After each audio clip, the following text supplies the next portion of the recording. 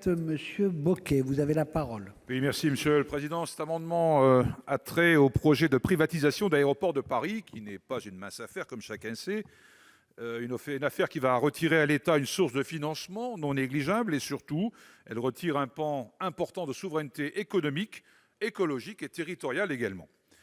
248 parlementaires de toutes sensibilités se sont unis pour lancer, pour la première fois, la procédure de référendum d'initiative populaire instaurée par la révision constitutionnelle. C'est un lourd défi, puisqu'à présent, il faut 4,7 millions de soutiens qui doivent être recueillis afin que cette procédure référendaire puisse se poursuivre. Alors qu'il est près d'1 million de signatures sont déjà recueillies en dépit de 2 obstacles majeurs.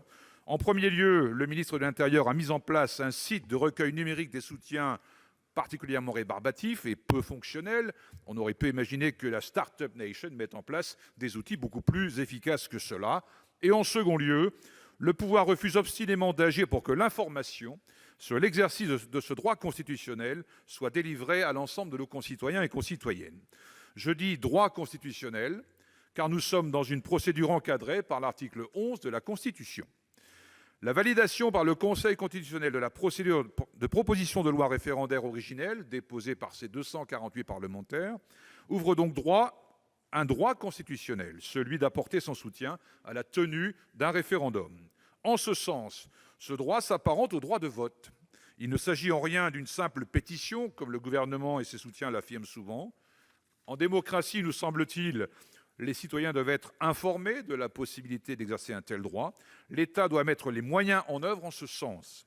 Il doit intervenir auprès des chaînes publiques qui ont un rôle citoyen à jouer en la matière pour qu'elles informent largement. Nous en sommes loin puisque Radio France, par exemple, a déjà fait savoir ses grandes réticences à passer des spots financés par les parlementaires eux-mêmes face au refus du gouvernement. 12 millions d'euros avaient été dépensés pour la campagne d'Emmanuel Macron pour réagir au mouvement des Gilets jaunes, le fameux grand débat. Nous proposons que 5 millions d'euros soient consacrés en urgence à la campagne pour le référendum d'initiative populaire qui court jusqu'à mars 2020.